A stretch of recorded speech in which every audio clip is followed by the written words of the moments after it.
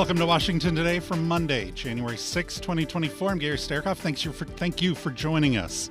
Congress has officially certified Donald Trump's victory in the 2024 presidential election, with Vice President Kamala Harris presiding over the counting of the Electoral College votes from each state. The New York Times writing that the proceedings, quote, peacefully performed a basic ritual of democracy that was brutally disrupted 4 years ago by a violent pro-Trump mob inflamed by his lie about a stolen election. We played today's joint session live here on C-SPAN Radio, and as it concluded, members in the entire chamber stood and applauded. The final electoral count, 312 votes for Donald Trump, 226 for Kamala Harris. And as the 2024 U.S. presidential election closed, the new leadership appeared on the horizon in Canada as Prime Minister Justin Trudeau announced his resignation today. The three-term leader said he plans to step down from the job once his Liberal Party chooses his successor. He told Canadians in a televised speech that although he prides himself in being a fighter, he's stepping aside because of the divisiveness and polarization around his leadership, including inside his own caucus. And today is the fourth anniversary of the attack on the U.S. Capitol. It's a day that means different things to different people. In the Washington Post today, President Biden said that January 6th should be a day to remember when our democracy was put to the test and prevailed. And in Politico, new reporting on what then Vice President Mike Pence was thinking as he chose to remain in the Capitol during the attack and eventually certify the 2020 election. We'll tell you more about both coming up. We begin on Capitol Hill and Vice President Harris opening today's joint session. The House come to order.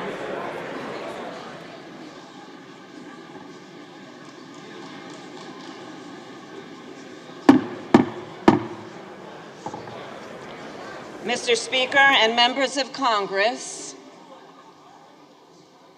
pursuant to the Constitution and laws of the United States, the Senate and House of Representatives are meeting in joint session to verify the certificates and count the votes of the electors of the several states for President and Vice President of the United States. After ascertainment has been had that the certificates are authentic and correct in form, the tellers will count and make a list of the votes cast by the electors of the several states. The tellers on the part of the two houses will take their places at the clerk's desk. Objection. Without objection, the tellers will dispense with reading formal portions of the certificates.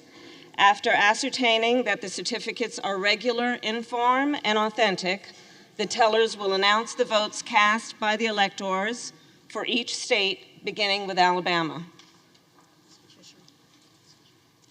Senator Fisher.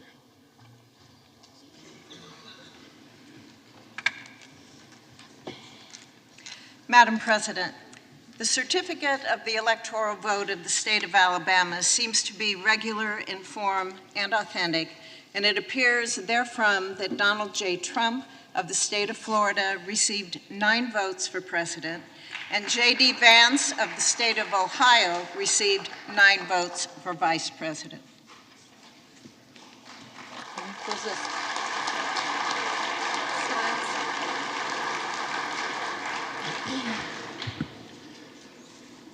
Madam President, the certificate of the electoral vote of the state of Alaska seems to be regular in form and authentic, and it appears therefrom that Donald J. Trump of the state of Florida received 3 votes for president, and J.D. Vance of the state of Ohio received 3 votes for vice president.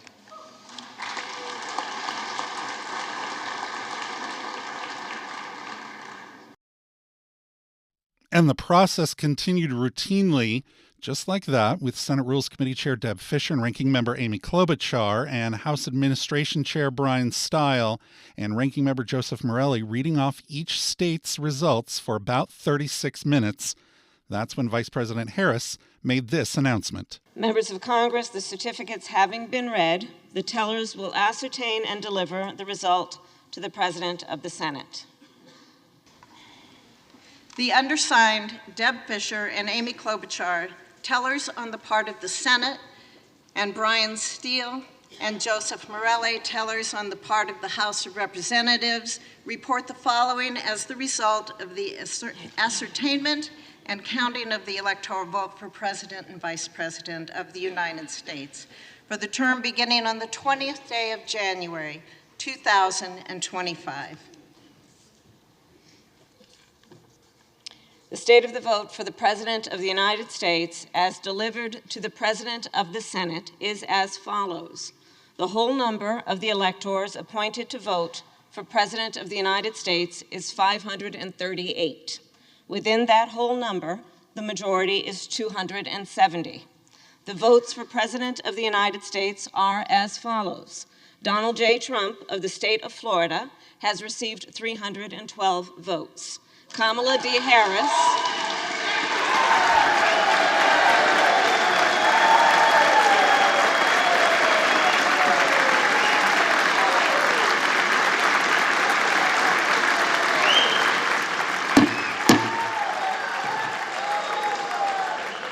Kamala D. Harris of the state of California has received 226 votes.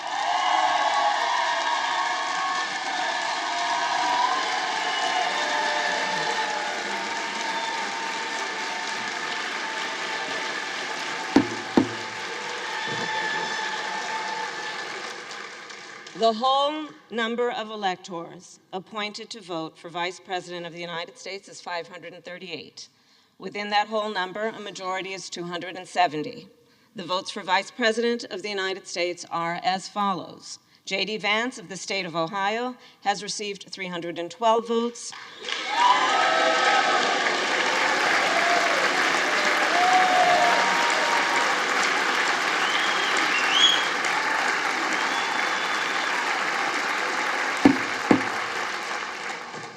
Tim Walz of the state of Minnesota has received 226 votes.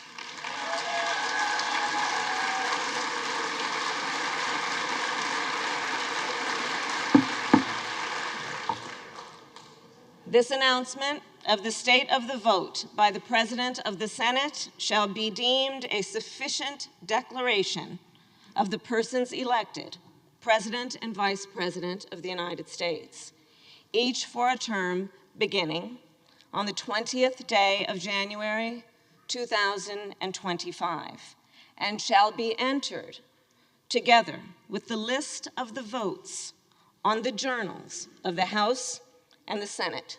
Thank you very much.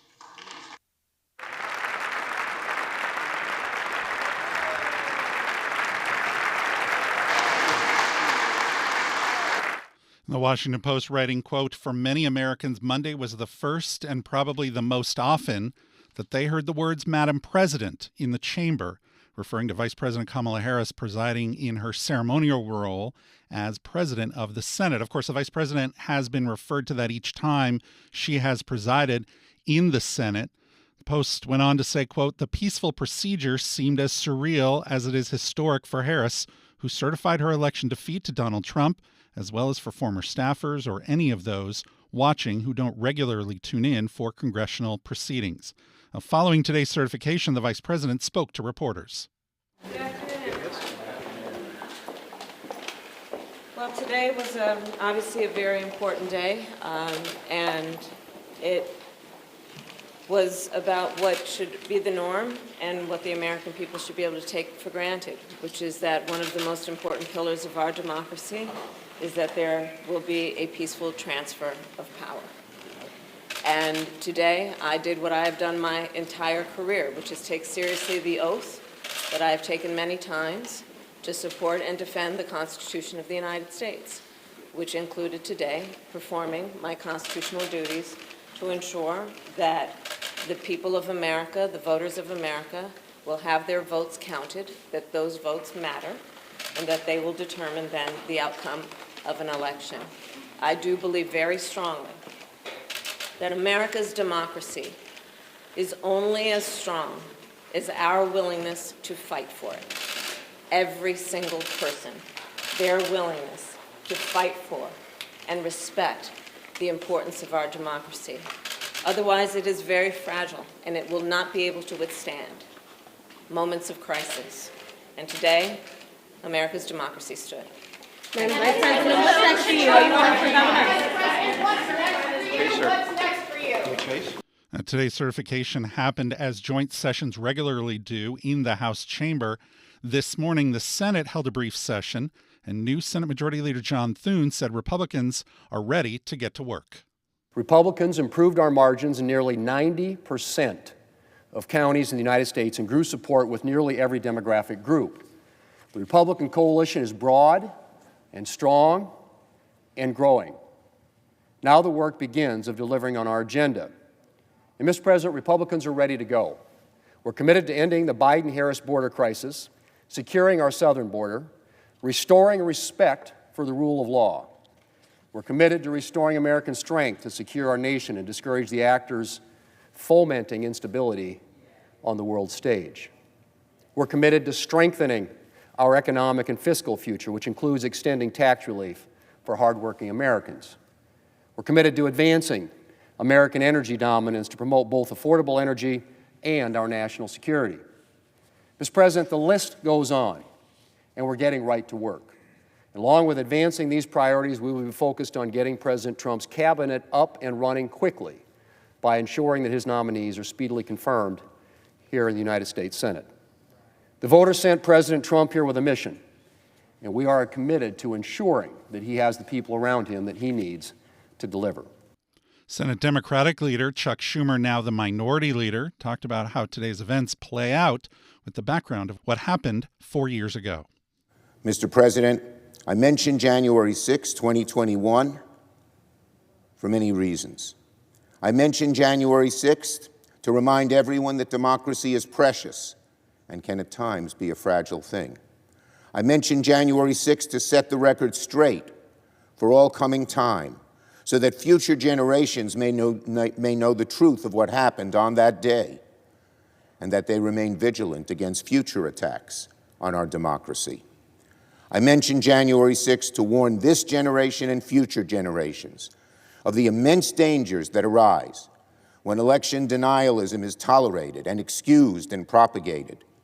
We can never, ever again allow the level of unhinged election denialism to happen.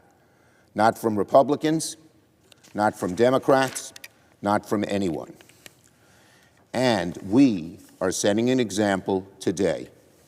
Even though the elections did not go Democrats' way, I want to be very clear. On this January 6th, our side will not engage in election denialism. We Democrats accept the will of the people. We accept the results even when we don't like them, because our loyalties lie with the Constitution and with the rule of law. We hope what happens today, rather than what happened 4 years ago, stands as a shining example for future generations of how one conducts themselves in a free democracy. We hope that the way we Democrats conduct ourselves today helps those Republicans who tried to subvert the election of 4 years ago understand the grave nature of their mistake. Far too many on the other side, far too many, willingly claimed the election of 2020 was stolen, even though they knew perfectly well it was not.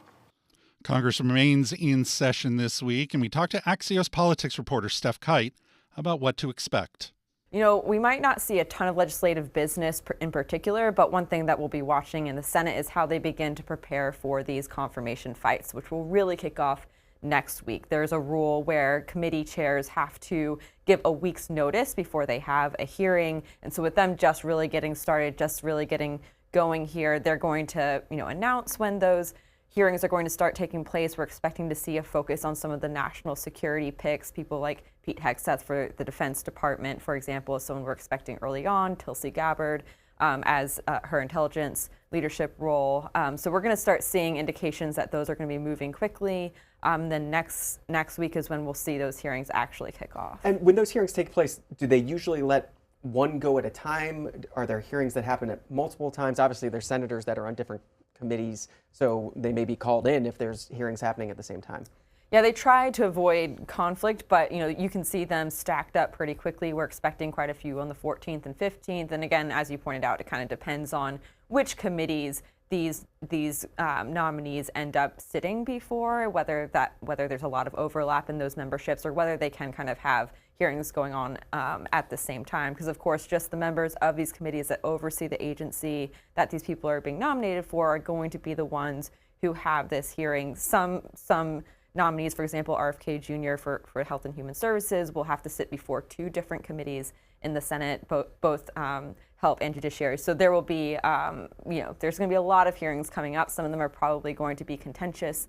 Some of these nominees have some concerns that senators are going to want to have addressed. So that's going to be an exciting thing to watch next week. That's the Senate.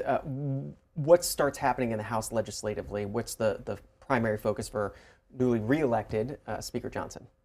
Well, the number one thing that we know that the House and the Senate are both focused on is this huge reconciliation package. Of course, President-elect Trump weighed in just yesterday, officially saying that he no longer wants the 2-part reconciliation bill. He wants one big bill that will address things like extending his tax cuts. It'll address border funding for deportation efforts. It'll address energy policy. It's going to be a really large bill. He has also said he wants to include the no taxes on tips policy that he's been campaigning on in this one bill.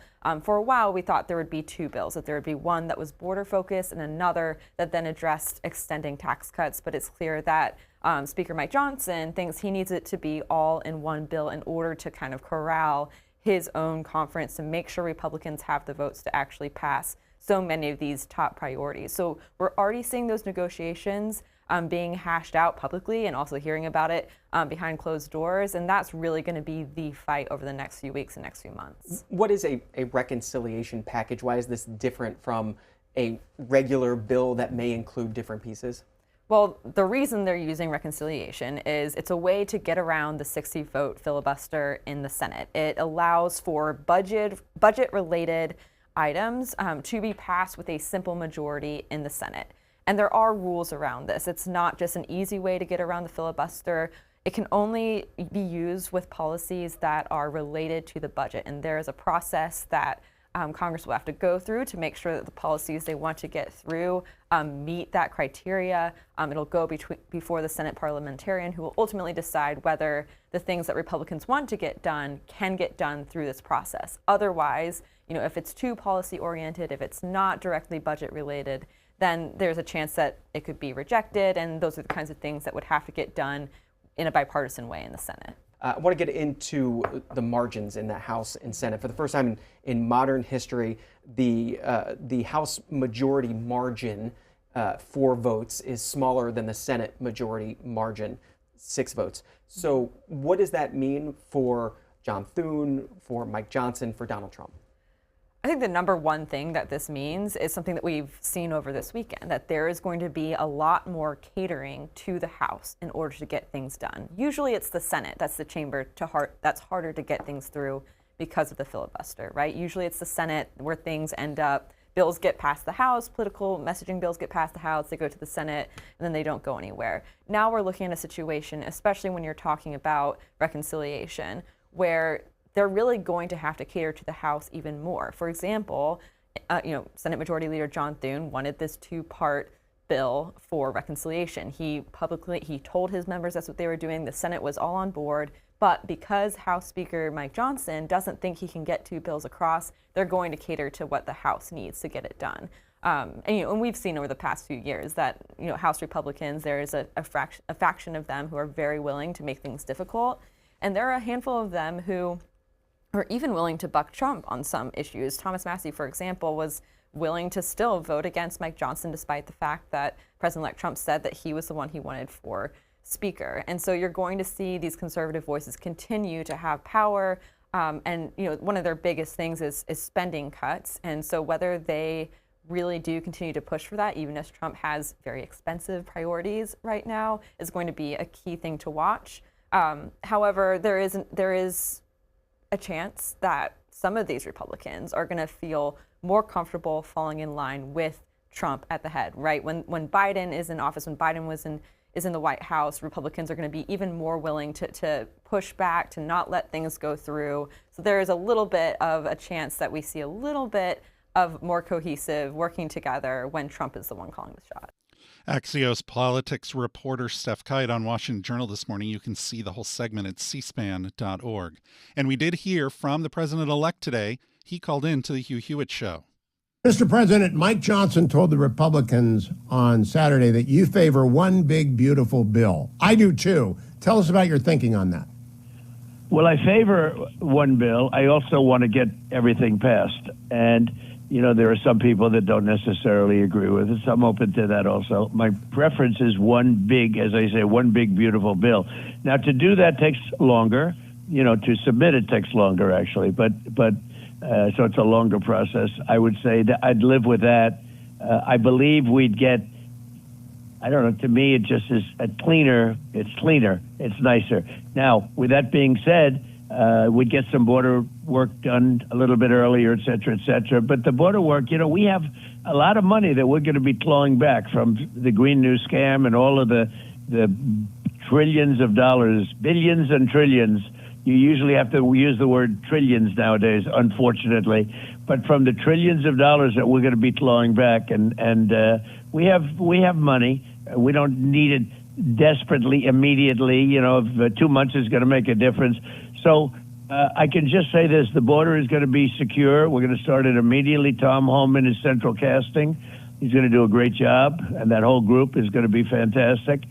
And I did it before, and we're going to do it again. We had the best border we've ever had, and now we'll have the best border we've ever had times two. I would prefer one, but I will do whatever needs to be done to get it passed. And, you know, we have a lot of respect for Senator Thune, as you know. He may have a little bit of a different view of it. I heard other senators yesterday, including Lindsey, talking about it.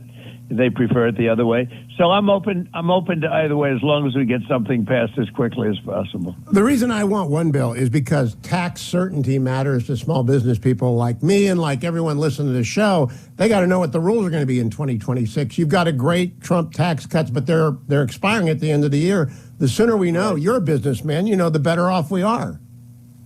Well, it would be awfully hard to imagine. You know, in the old days, politicians would get up and talk about tax cuts, right? We will cut your taxes. We will cut your taxes. That was like a sure way to get elected.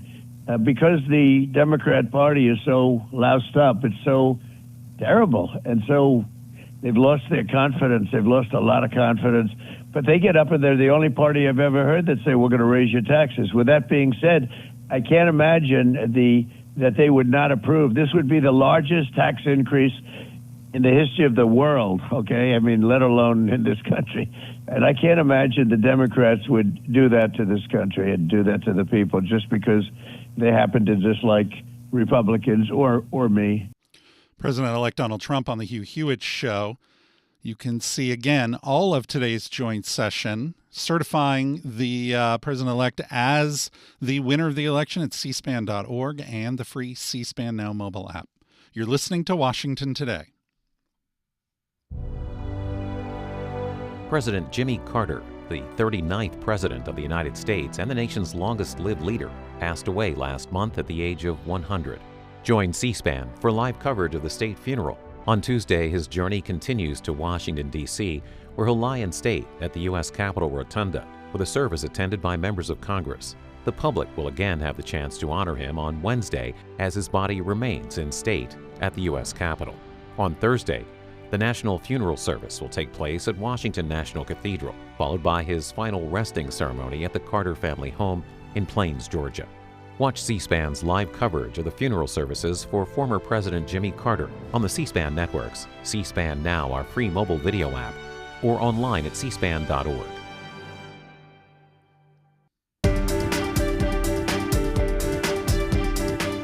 Welcome back to Washington Today. With just 14 days until Republicans take control of government here in the U.S., there's leadership uncertainty in Canada. And this announcement today from Prime Minister Justin Trudeau.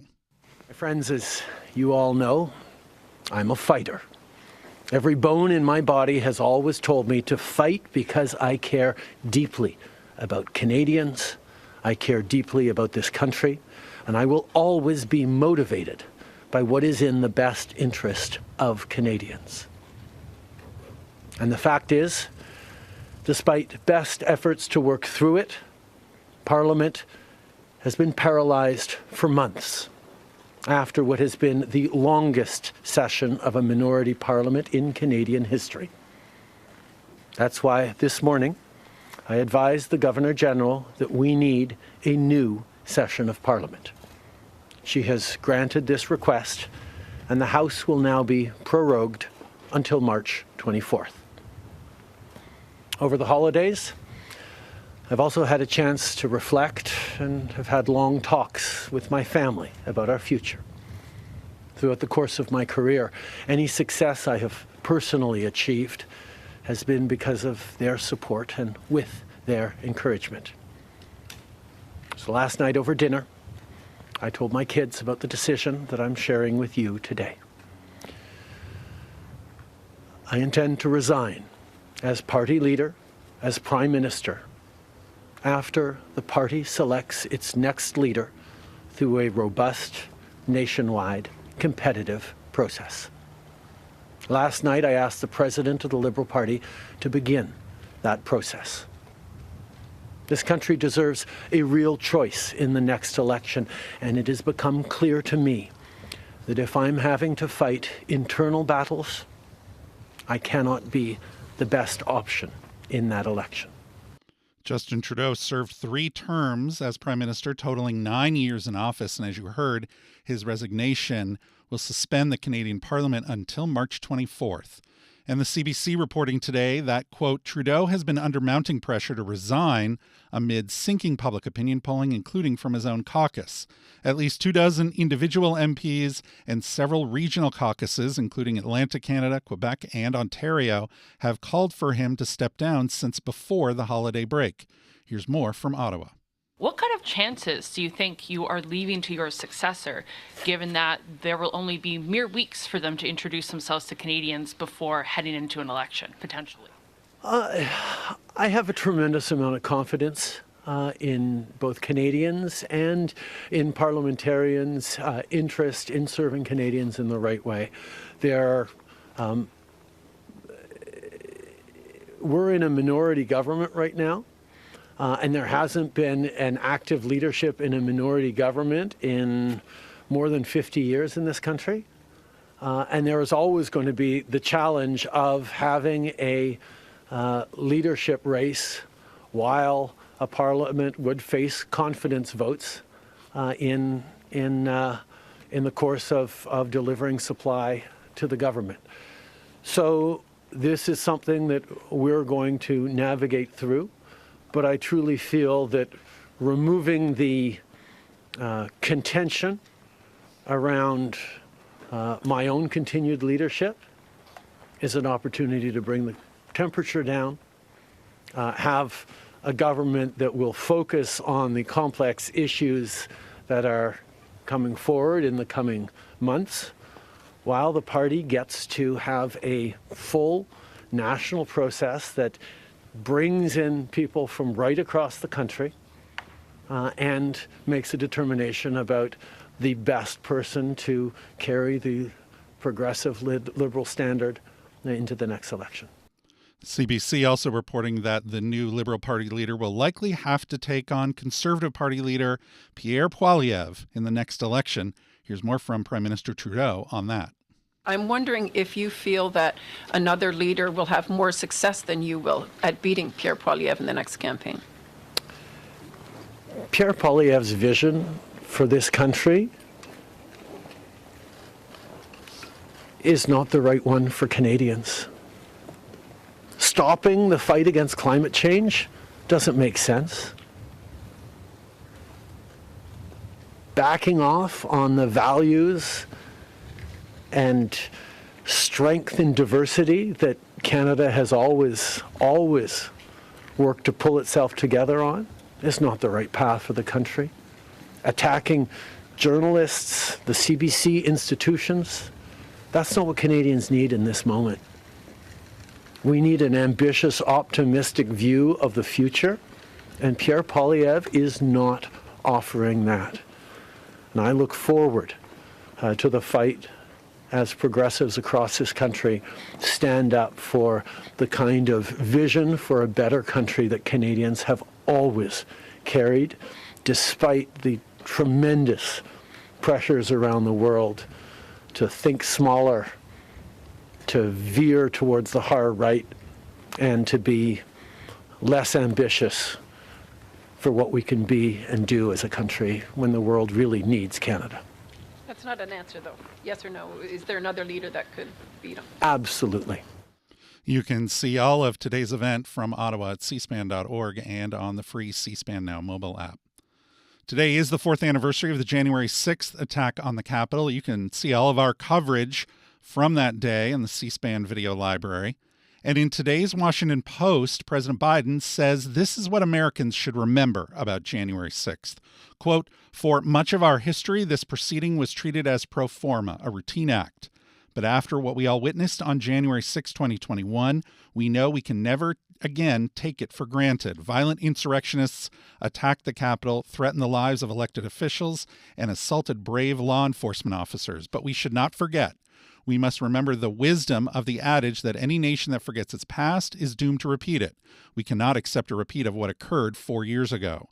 And we should commit to remembering January 6, 2021 every year, to remember it as a day when our democracy was put to the test and prevailed, to remember that democracy, even in America, is never guaranteed." That from President Biden's op-ed in the Washington Post. You can see the entire article at WashingtonPost.com. And today, aboard Air Force One, White House Press Secretary Karine Jean-Pierre was asked about the president's message. I guess I wanted to ask, he doesn't mention Trump by name at all in the op-ed, and I wondered if that was intentional, and if we're talking about remembering, should we also be thinking about the incoming president's, whatever role he may have played in January 6th? I mean, look, I think, I read through, obviously I saw the op-ed before it was published, and I read it a couple more times today, and it's incredibly powerful what the president was able to share. Remember, he was speaking directly to the American people and wanted to make sure that we don't forget this moment. We don't forget what happened 4 years ago, and that history should not be rewritten. I think the American people know exactly what happened on that day. I think he wanted to, as the day is today, he wanted to make sure that his voice was out there. He's also very proud of what the vice president was able to do in certifying the election, which is obviously, as she said herself, in a very powerful video today that you all saw, talking about her duty and how this is the norm and this is what we're supposed to be doing. And I think, I think the president wanted to stick to the message of what today means. We can't forget, and the president says this in his op-ed, this certifying an election was the norm. And we can't forget as a country, as a people,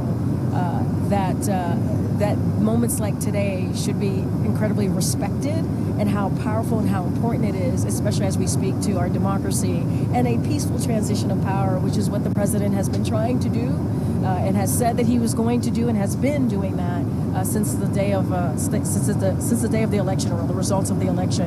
And so I think that's what you're seeing, this peaceful. It's not just about this being a norm, but also this continuing peaceful transfer of power. And another perspective on the day from Washington Times columnist Robert Knight. The headline, quote, "How Democrats, Mainstream Media Used and Abused January 6th Insurrection." He writes, quote, "Attorney General Merrick Garland rounded up more than 1,300 people who had been at the Capitol. Many were imprisoned for years before facing trial, and some are facing harsh sentences using facial imagery technology. The FBI has been rounding up still more defendants." He goes on in his column to say, quote, "Citing the alleged insurrection, Democrats in the House impeached Mr. Trump a second time and held the January 6th committee hearings." And he finishes his column by saying, quote, "January 6, 2021 was the gift that kept on giving for the Democrats. At least they thought so until voters shocked them on November 5th. You can read the entire piece at WashingtonTimes.com. And in Politico magazine, this story with the headline, 20 years before January 6th, Al Gore stood up to his own party. Mike Pence was watching. The article by Michael Cruz writing, quote, last summer, in a private moment at the memorial service for ex-Senator Joe Lieberman at the Washington Hebrew congregation, two former vice presidents had a conversation. Al Gore thanked Mike Pence, according to people close to both men, in an interaction that's never been reported, for his actions at the Capitol the day it was attacked by a mob. Pence, on the opposite side of the political aisle, but in the same set of pews, said something surprising in response. He suggested to Gore he had done what he'd done on January 6, 2021, in part because of what he had seen as a newly sworn-in member of Congress on January 6, 2001. He had witnessed a vice president like him stand up to pressure from his own party, to defy the Constitution, even though doing so by definition meant personal defeat. I never forgot it, Pence said to Gore in the recollection of a Pence ally. You don't know how much that means, Gore said, coming from you. You can see more at Politico.com. Al Gore and Kamala Harris aren't the first sitting vice presidents to supervise their own electoral loss. You can hear what George H.W. Bush and Richard Nixon did in the same situation on the current episode of our podcast, The Weekly. You can find The Weekly wherever you get your podcasts. And tomorrow, another major event will begin at the Capitol. Former President Jimmy Carter will lie in state in the rotunda with a service attended by members of Congress. The public will again have the chance to honor him on Wednesday as his body remains in state at the Capitol. And then on Thursday, the national funeral service will take place at Washington National Cathedral. That's followed by his final resting ceremony at the Carter family home in Georgia. You can get our live coverage of the services for President Carter on the C-SPAN networks, including right here on C-SPAN Radio. It'll also be on the C-SPAN Now mobile app or online at cspan.org. That's also where you can get this program as a podcast. It's also on YouTube. Just search Washington Today. And for more on the stories that are shaping Washington every day, get our daily email word for word. Just go to cspan.org/connect to subscribe. I'm Gary Sterkoff. Thanks a lot for listening today to Washington Today.